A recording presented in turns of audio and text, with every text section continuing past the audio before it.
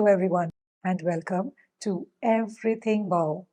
In this episode, we are going to Ranthambore National Park, which is considered to be one of the best places in the world to spot Bengal tigers. इस blog में मैं इस tiger safari के बारे में आपको सारी detailed information देने वाली हूँ। टाइगर्स के बारे में मैं आपको बहुत सारी इंटरेस्टिंग बातें बताने वाली हूँ और जब मैं रणथंबोर गई थी तो मेरा वहाँ का एक्सपीरियंस क्या था ये भी मैं आपको बताने वाली हूँ। So watch this episode till the very and. फिलहाल इस एपिसोड की शुरुआत करते हैं। ये सफारी करने के लिए मैं अपने होटल से सुबह 6:30 बजे निकली। मैं ठहरी थी ताज सवाई रणथंभोर में। अगर आप ये रिसॉर्ट देखना चाहते हैं तो इसका मैंने एक पूरा वीडियो बनाया हुआ है। उस वीडियो की लिंक मैं नीचे डिस्क्रिप्शन में दे रही हूँ। उस लिंक पर जाकर क्लिक कीजिए और वो एपिसोड ज़रूर देखिए।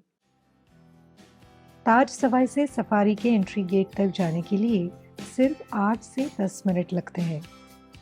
इस एंट्री पॉइंट को शेरपुर नाका कहा जाता है।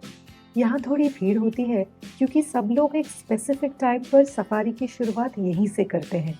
अगर आपकी बुकिंग जोन 1 से जोन 5 में है तो आपको शेरपुर नाके पर ही रिपोर्ट करना होता है। बरसात के लिए रेनकोट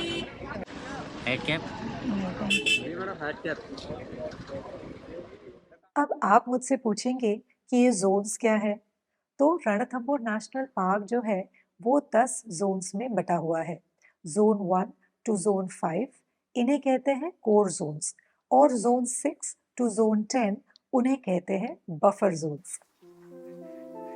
जनरली टाइगर्स दिखने के ज्यादा चांसेस कोर जोन्स में होते हैं, लेकिन ये लक के ऊपर भी डिपेंड करता है क्योंकि ये एक जंगल है और जानवर कभी भी कहीं पर भी हो सकते हैं। तो कभी कभी बफर जोन्स में भी बहुत अच्छी साइटिंग्स हो जाती हैं, लेकिन फिर भी बुकिंग करते समय कोर जोन्स प्रेफर करना बेटर है क्योंकि यहाँ टाइगर साइटिंग्स की संभावना ज्यादा होती है। You can book the safari online on their website, which is www.ranathambortigerreserve.in. You will find all the necessary information about the safari on this website, and this is where you choose your preferred zone too. Zone selection is limited to only 2 groups. You can either select zones 1 to 7 or zones 8 to 10. However, you cannot choose a specific zone for yourself. Availability के हिसाब से वो आपको एक zone देंगे और उसी zone में सफारी करने का मौका आपको मिलेगा। मतलब अगर आपने जोन 1 टू जोन 7 का ऑप्शन सेलेक्ट किया हुआ है तो इन 7 जोन्स में से कोई भी एक जोन आपको अलॉट होगी और उसी जोन में जाने की परमिशन आपको मिलेगी। Personally, I would suggest that if you're staying in Ranthambore for 2-3 days, book 3-4 different safari slots. This way, you get to explore a new zone each time and your chances of spotting wildlife increase. और वैसे भी यहाँ हर zone का landscape, उसका terrain अलग-अलग है। कहीं घना जंगल है तो कहीं पर बहुत कम पेड़ है, कहीं सिर्फ घास के मैदान हैं तो कहीं पर वाटर बॉडीज और लेक्स हैं। Every zone is beautiful in its own way. Honestly, I definitely recommend doing multiple game drives, as every drive gives you a different vibe and different sightings. तो बस एंट्री पॉइंट पर report करने के बाद हम gate से अंदर गए और शुरू हो गई हमारी जंगल safari.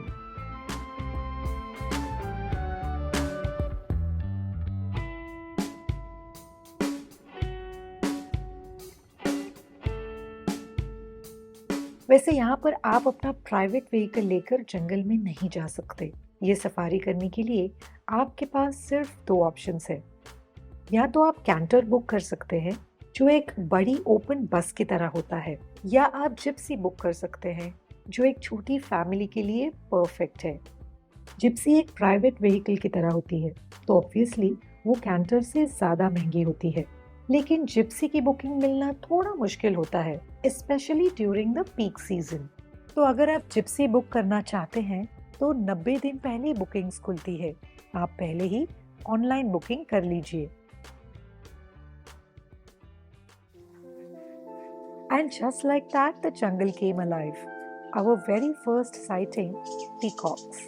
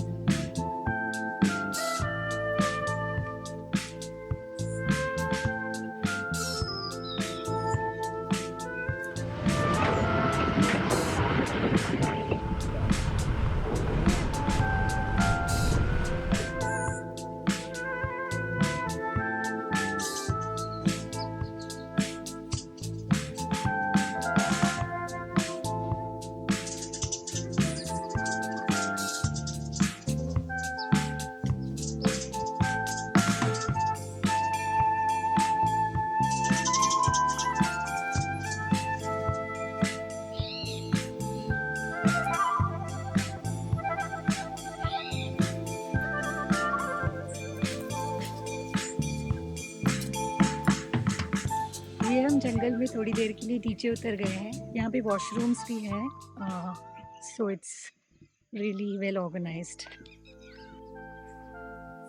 You know what I loved about this safari? This is the ultimate jungle experience. Bumpy dirt tracks, a forest untouched by concrete. सच है, जहाँ सड़कें खत्म होती है, वहाँ जंगल शुरू हो जाता है. When you go on a safari, it's very important to have a very good guide with you. Every safari vehicle comes with a guide that's assigned to it by the forest department. These guides aren't just experts in tracking wildlife, they also know the forest inside out. They give you a lot of information about the animals, they share fascinating anecdotes from the jungle, but most importantly, they coordinate with other guides to exchange real time information about tiger movements. Tiger के लिए तो movement इधर भी करता है रिद्धि, कई बार वो भी साइटिंग हो जाती है। उससे आगे नूरी और उस एक मेल है आपका 120 और 101, तो ऐसे 2 मेल है, तो करीबन 8-10 टाइगरों का मूवमेंट रहता है। अब टुडे आज देखते हैं कौन सा टाइगर मूवमेंट तो होगा, कौन सा नहीं होगा। ऑलमोस्ट एरो हेड तो दिखती है। और फिर हमारे गाइड को पता चला कि टाइगर कहाँ पर है, और उसके बाद उन्होंने जो गाड़ी दौड़ाई है,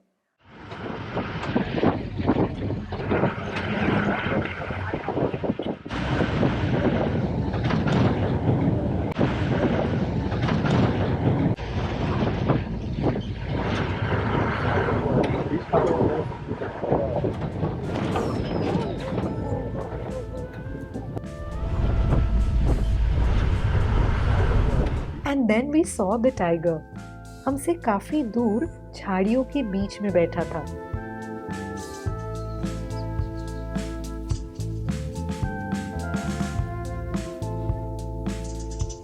बस, that's it. That's all we saw. Honestly, I was a little disappointed because our time was up and we had to head back to the hotel. But I went on the evening safari again, and that safari was unbelievable.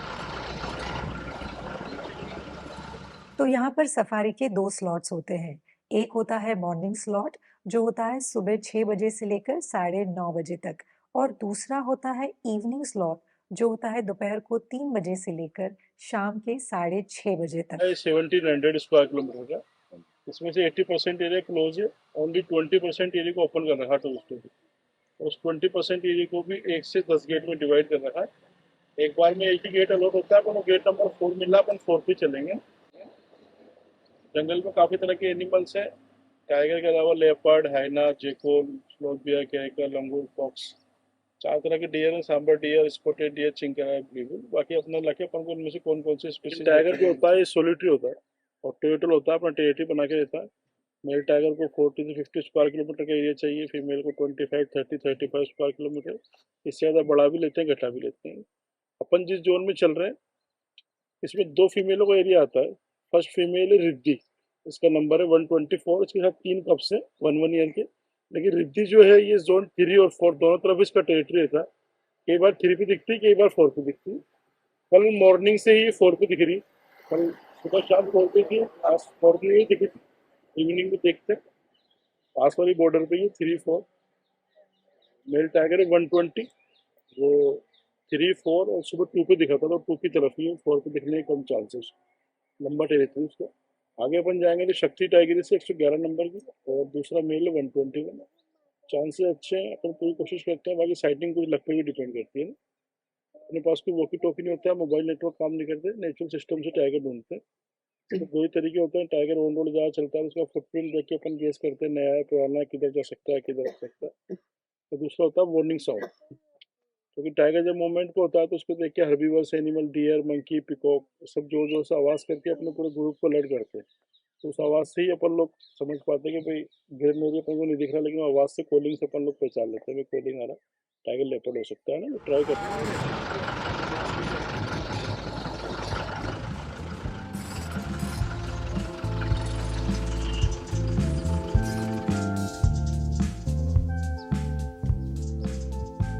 यहाँ सबसे पहले तो हमें लंगूर दिखे और फिर कुछ birds.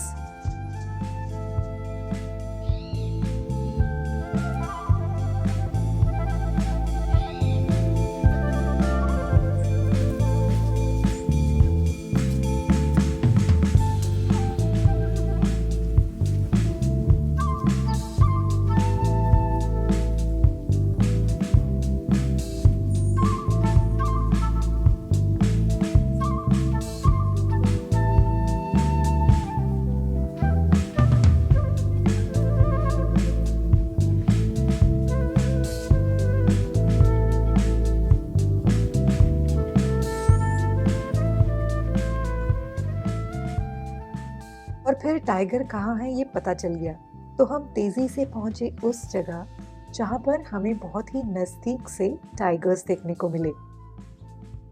As soon as the tiger is spotted, multiple safari vehicles rush to that spot because everyone wants that perfect close-up view. So yeah, these mini traffic jams are a part of the experience and they are pretty much unavoidable.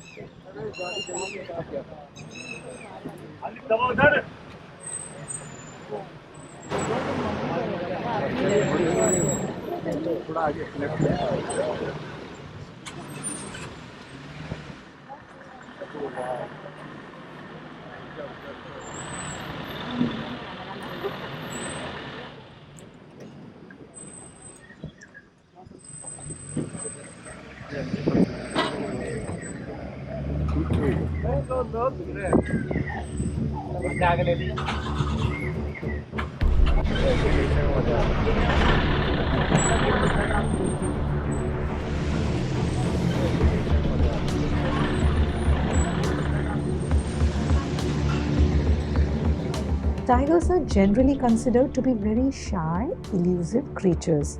However, tigers in Ranthambore are quite used to the attention they get from humans, so they seem extremely comfortable being around people.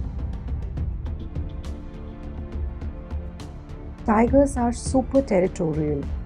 Each one occupies a specific territory which it marks and protects fiercely. The male tiger territories are generally larger. Male tigers often have overlapping territories with several females, but they are territorial towards other males. मतलब एक mail दूसरी female tigress के साथ territory share कर सकता है, लेकिन दूसरे मेल टाइगर्स के साथ नहीं। और अगर कोई उनके इलाके में घुसने की जुर्रत करे, तो वो ऐसी दहाड़ लगाते हैं कि पूरा जंगल थर्रा उठता है।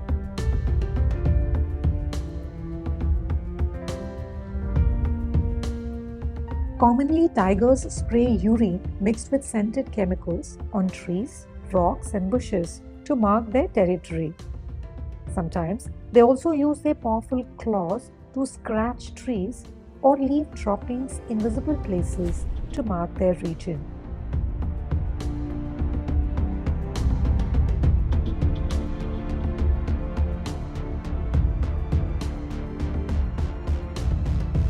Did you know that every tiger has its own unique stripe pattern?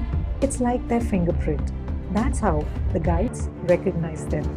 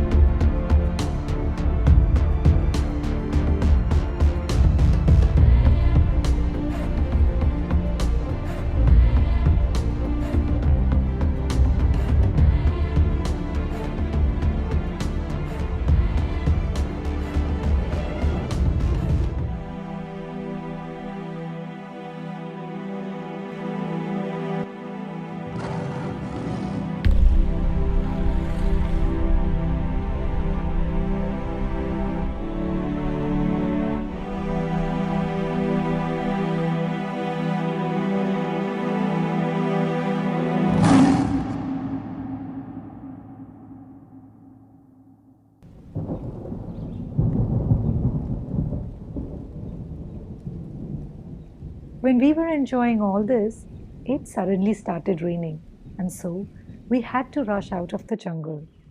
But this time there was a smile on everyone's face because we had experienced something magical. Truly, safaris don't promise sightings, they promise awe. You don't go on a safari to find something, you go there to feel everything. Everything that's wow.